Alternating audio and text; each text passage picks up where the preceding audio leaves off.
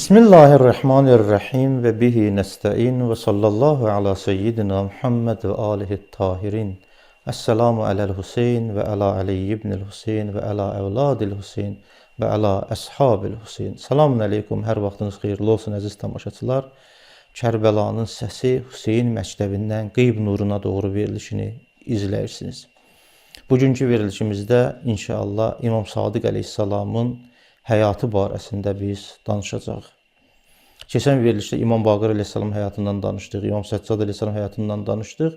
İnşallah Əhl-i Beyt tarixinin ən mühüm elmi dövrlərindən biri olan İmam Sadiq əleyhissalamın həyatına qısa baxış salacağıq. İmam Sadiq əleyhissalam demək olar ki, o zamanda elmin, dini elmlərin inkişafında ən böyük rolu olmuşdur. Əgər İmam Hüseyin əleyhissalam İslamı öz qanı ilə, İmam Baqir əleyhissalam əgər elmin inqilabın təməlini qoydusa, İmam Cəfər Sadiq əleyhissalam da bu elmi məktəbi böyük bir sivilizasiyaya çevirdi. İmam Cəfər Sadiq əleyhissalamın fiqh məktəbi demək olar ki, həm sünni qaynaqlarında, həm şiə qaynaqlarında tanınmış bir məktəbdir. Elə bugünkü proqramımızın da, bugünkü verilişimizin də əsas mövzuları demək olar ki, İmam Sadiq əleyhissalamın həyatına qısa bir baxış salarıq. Əməvilərin o zamanda süqut eləməyi, Əbbasilərin hakimiyyətə gəlməsi, İmam Sadiq əleyhissalamın zamanında böyük elm məktəbinin qurulması və İmam Sadiq əleyhissalamın 4000 tələbəsinin olması, İmamın əhl-i sünnə alimləri ilə münasibətləri və bu kimi məsələlər haqqında inşallah çalışacağıq, bacardığımız qədərində bəzi məsələləri sizlərin nəzərinə çatdıraq. Amma ilk öncə İmam Sadiq əleyhissalamın həyatına bir qısa baxış salaq. İmamın əsl adı Cəfərdir. Cəfər ibn Muhammed, ibn Əli, ibn Hüseyin, ibn Əli ibn Əbi Talib. Qeyd olunduğu ki, İmam Cəfər Sadiq əleyhissalamın atası İmam Məhəmməd Baqir əleyhissalamdır. Anası isə Ümmü Fərvə adında bir xanımdır. İmam Sadiq əleyhissalam hicrətin 83-cü ilində Mədinədə dünyaya gəlmişdi. O, həm Əməvi hakimiyyətini, demək olar ki, hakimiyyətinin sonunu gördü, həm də ki, Əbbasi dövlətinin başlanmağını gördü. Bu, həqiqətdə keçid dövrü idi.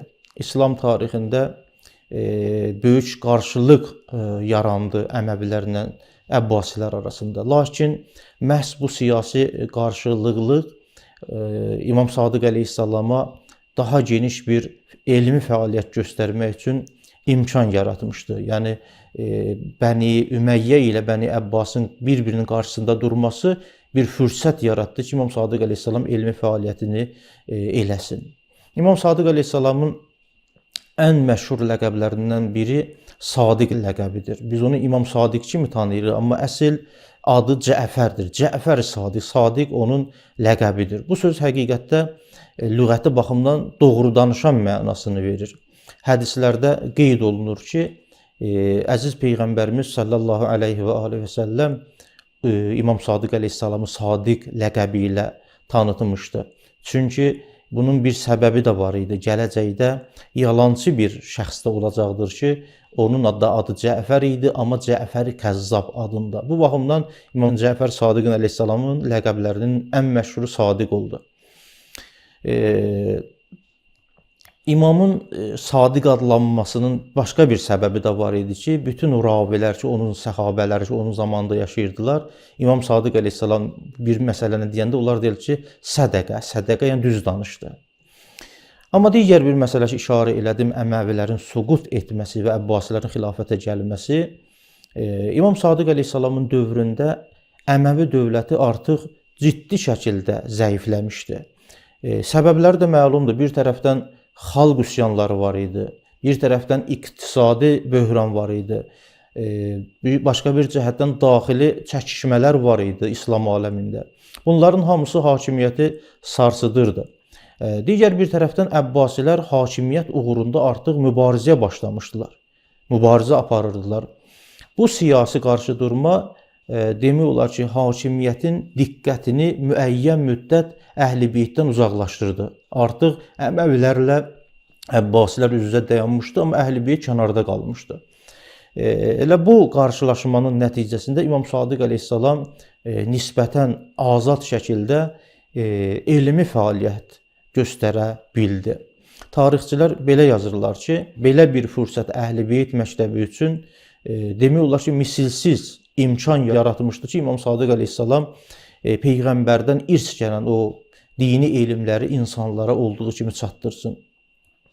Elə bu baxımdan da böyük elmi məktəbin qurulması ilə İmam Sadiq əleyhissalamın zamanında oldu. İmam Sadiq əleyhissalamın ən böyük xidməti elə böyük elmi universitet yaratması idi ki, böyük bir dənə elmi universitet yaratdı.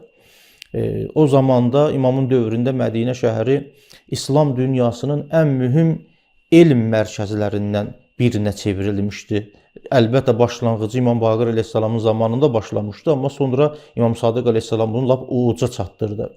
Burada bu universitetdə fiqh olardı, fiqh tədris olardı, təfsir olardı, hədis olardı, kəlam elmi olardı, fəlsəfə hətta, fəlsəfə, əxlaq, hətta təbiət elmi, kimya elmi, fizika elmi, bu kimi elmlərin hamısı demək olar ki, İmam Sadiq əleyhissalamın bu elmi məktəbində, elmi universitetində həyata keçirildi. Tarixi mənbələrdə qeyd olunur ki, təxminən İmam Sadiq əleyhissalamın 4000 tələbəsi var idi. 4000 nəfər onun dərslərindən bəhrələnirdilər. Şeyx Müfid və digər alimlər bu böyük elmi hərəkatı, İmam Sadiq əleyhissalamın zamanında olan bu böyük elmi hərəkatı xüsusi olaraq vurğulayırlar ki, belə bir universitet var idi. 4000 tələbə məsələsi, bu rəqəm ki, biz 4000 deyirik, sadəcə statistik bir məlumat deyil. Bu həqiqətdə elmi inqilabın göstəricisi idi İmam Sadiq əleyhissalamın dövründə. İmamın tələbələri İslam dünyasının demək olar ki, müxtəlif bölgələrindən gəlmişdilər. Kufədən gələrdilər, Bəsrədən gələrdilər, hətta Xorasandan gələrdilər, Hicazdan gələrdilər. Demək olar ki, İslam harada var idisə, oradan, hətta Şam məntəqələrindən, Misir məntəqələrindən, müxtəlif yerlərdən gəlirdilər. 4000 demək olar ki, o qədər də böyük ədəd də deyil. Bütün o İslam məmləkətlərini biz nəzərə alsaq. Onlar İmam Sadiq əleyhissalam dedikcə onlar hədisi yazardılar, fiqh öyrənərdilər, Quran təfsirini dinləyərdilər, əqidə dərsləri öyrənərdilər.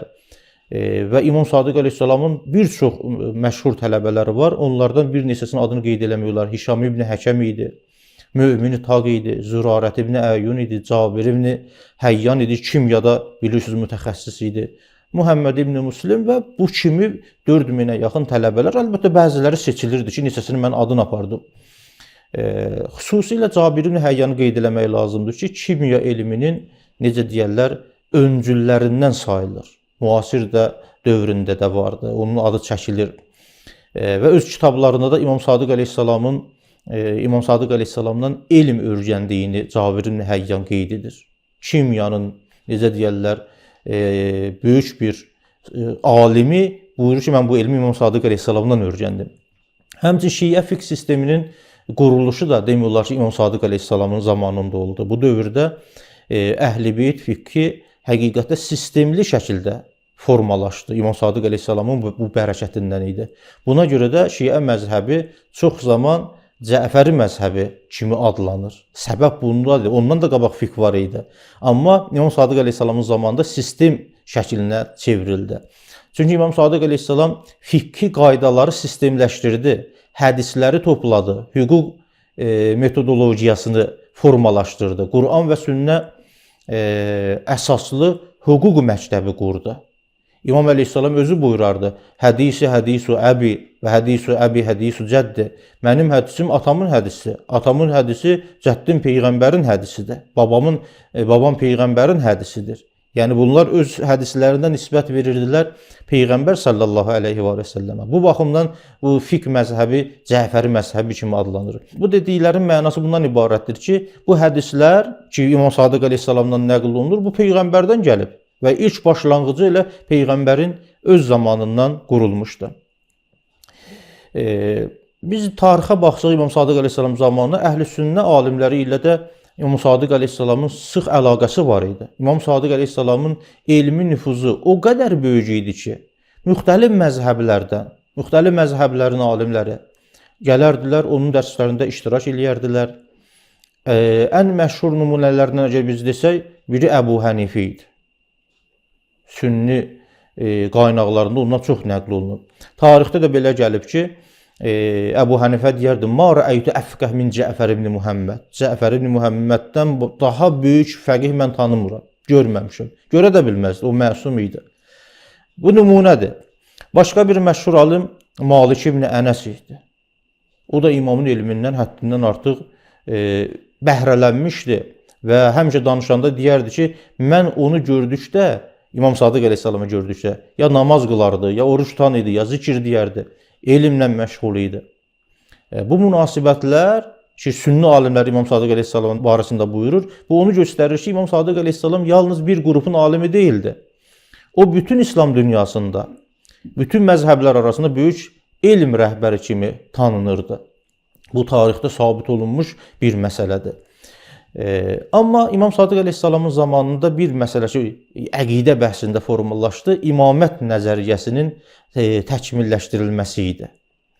Əziz tamaşaçılar, İmam Sadiq əleyhissalamın dövründə Əhl-i Beyt imaməti haqqında elmi izahlar daha sistemli hala gətirildi. Bu da İmam Sadiq əleyhissalamın elə bir bərəkəti idi. Çünki müxtəlif firqələr o zamanda da yaranmışdı. Əlbəttə, bir növrəsi əvvəldən var idi, amma məzhəb kimi Xəvaric var idi, Murciə var idi, Mötəzilə var idi, Cəbriyyə var idi. Müxtəlif siyasi qruplar, bunların hamısı özlərinə məxsus imamət məsələsi haqqında, digər məsələlər haqqında nəzərləri var idi.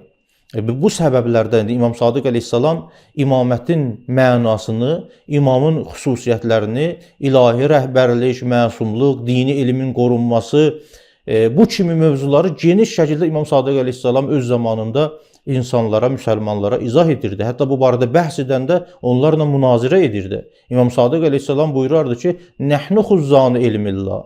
Biz imamıq və bizlər Allahın elminin xəzinədarıyıq. İmam Sadiq əleyhissalam əməli surətdə özünü imam bilərək tanıdırdı və imamın xüsusiyyətlərini də işarə edib izah edirdi. Bu dövrdə idi ki, imamət artıq yalnız siyasi rəhbərlik kimi deyil, ilahi elm və mənəvi rəhbərlik sistemi kimi izah olunurdu. Yəni, o zamana qədər ola bilər insanlar imam deyəndə siyasi bir rəhbər kimi tanıyırdılar. Amma İmam Sadiq əleyhissalam bunu izah elədi. Ola bilər bir imam zahirdə xilafət əlində olmasın, hakimiyyət əlində olmasın, amma o imamdır. Və həmçinin əqidə və kəlam məktəbi də İmam Sadiq əleyhissalamın zamanında möhkəmləndi. İmam Sadiq əleyhissalam yalnız elə fiqh sahəsində dərs keçmirdi. İmam Sadiq əleyhissalam o zaman ateistlərlə, o şəxslər ki, maddigəra idi, maddigəralarla, müxtəlif fəlsəfi məktəblərlə, bunların hamısı ilə əqidə mövzusunda elmi mübahisələr aparırdı. Yəni, tək elə fiqh demirdi. Əqidə məsələləri də bəhs olunurdu. Məxsusən İbn-i Əbul-Əbca kimi bir şəxs ilə imamın debatları məşhurdur. İmamın demək olar ki, bu mübahisələri hamısında İmam əleyhissalam məntiq əsasında, ağıl əsasında, bəzən lazım olanda Qurandan ayələrlə, bunların hamısını dəlillərlə isbat edərdi. Dəlillər əsasında cavab verərdi. İmamın bu fəaliyyəti həqiqətdə Əhl-i Beyt kəlam məktəbinin inkişafında böyük rolu olmuşdu. İmam Sadiq əleyhissalam həm əqidəvi məsələlərdə, həm fiqhi məsələlərdə, həm digər məsələlərdə. Eyni zamanda diqqət eləmək lazımdır. İmam Sadiq əleyhissalamın zamanında elm azadlığı var idi. Bu mədəniyyət halına salınmışdı sanki imamın zamanında. İmam Sadiq əleyhissalamın məktəbində demək olar ki, sual verməklik qadağan deyildi. Bəzi məzhəblər başçılarına sual verəndə dedi, olmaz. Amma İmam Sadiq əleyhissalam deyirdi ki, sual verin. O tələbələri məcbur edirdi ki, sual versinlər. Bu səbəbdən də İmam Sadiq əleyhissalamın məktəbi açıq elmi müzakirə məktəbi kimi tanınırdı. Bu və bu kimi yanaşmalar həqiqətdə İslam düşüncə tarixində böyük rol oynadı. İmam Sadiq əleyhissalam sual verməkliyə, şübhələri deməkliyə rahat icazə verirdi. Heç də narahat olmurdu. Bu İmam Sadiq əleyhissalamın elmi fəaliyyətləri. Amma biz işarə elədik ki, İmam Sadiq əleyhissalam ömürlərin sonlarında Əbbasi xəlifələrin zamanında yaşayırdı. Əvvəlcə Əbbasilər baxmayaraq ki, Əhl-i-Beyt adı ilə hakimiyyətə gəlmişdilər. Amma sonradan İmam Sadiq əleyhissalamın böyük nüfuzundan qorxmağa başladılar. Əvvəl dedilər ki, biz hakimiyyəti Əhl-i-Beytə qaytaracaq. Hakimiyyət ələ keçdikdən sonra İmam Sadiqdən qorxurdular. Niyə? Çünki xalq imamı artıq sevirdi. Onun elminə güvənirdilər. Xalq imamı həqiqi rəhbər hesab edirdi. Bu səbəbdən artıq Əbbasi xəlifəsi Mənsur İmam Sadiq əleyhissalamı ciddi nəzarətə almışdı. Nəzarətdə saxlayırdı. Tarixçilər yazırlar ki, Mənsur bir neçə dəfə İmam Mədinədə olarkən onu Bağdada çağırmışdı. O uzun bir məsafəni nəzarətdə saxlamaq məqsədi ilə imamı gətirərdi Mədinədən Bağdada. Və elə bu şeylər səbəb oldu. Sonunda İmam Sadiq əleyhissalam şəhid edildi. Tarixin o məşhur nəzəriyyəsinə əsasən İmam Cəfər Sadiq əleyhissalam hicrətin 148-ci ilində Əbbasi xəlifəsi olan Mənsurun əmri ilə zəhərlənərək şəhid edildi. İmam Sadiq əleyhissalam Mədinədə Bəqi qəbirstanlığında dəfn olunub. Hal-hazırda da Mədinəyə gedənlər ziyarət edir. Bəs buna əsasən demək olar ki, Əhl-i-Beyt tarixinin ən böyük elmi rəhbərlərindən biri olan İmam Sadiq əleyhissalam da bu şəraitdə Əbbasi xəlifələrin zamanında, Mənsurun zamanında şəhadətə çatmışdır və Mədinədə Bəqi qəbirstanında dəfn olunmuşdur. Amma biz bir müasir insan olaraq İmam Sadiq əleyhissalamın həyatından da biz dərslər götürə bilərik. İmam Sadiq əleyhissalamın həyatı bizə örnək olmalıdır. Elm imanla birlikdə olmalıdır. Din düşüncə ilə qorunur. Cəmiyyət məarifləndirilməlidir. Fərqli fikirlərə elmi şəkildə doğru yanaşmaq lazımdır. Qapını bu kimi elmlərə açıq qoymaq lazımdır. İmam Sadiq əleyhissalam göstərdi ki, din düşüncə ilə qorunur. Cəmiyyət məarifləndirilməlidir. Fərqli fikirlərlə elmi şəkildə danışmaq lazımdır. İmam Sadiq əleyhissalam göstərdi ki, həqiqi güc düşüncə gücüdür. Doğru və həqiqi düşüncə gücüdür. Nəticə olaraq bunu qeyd eləmək lazımdır ki, İmam Sadiq əleyhissalam Əhl-i-Beyt elmini ən geniş şəkildə yayan imam oldu. Çünki şərait yaranmışdı. İmam Sadiq əleyhissalamın dövründə Şiə fiqhi demək olar ki, sistemləşdirildi. İmamət nəzəriyyəsi inkişaf etdi. Minlərlə tələbə yetişdi. Böyük elm mərkəzi yaradıldı. Elm məktəbi yaradıldı. Bu məktəb əsrlər boyu İslam dünyasına təsir göstərdi. Və bizə ayrılan vaxt tamam oldu. Hamınızı Allaha tapşırıram. Və sallallahu alə seyyidina Muhammed və alihi tahirin.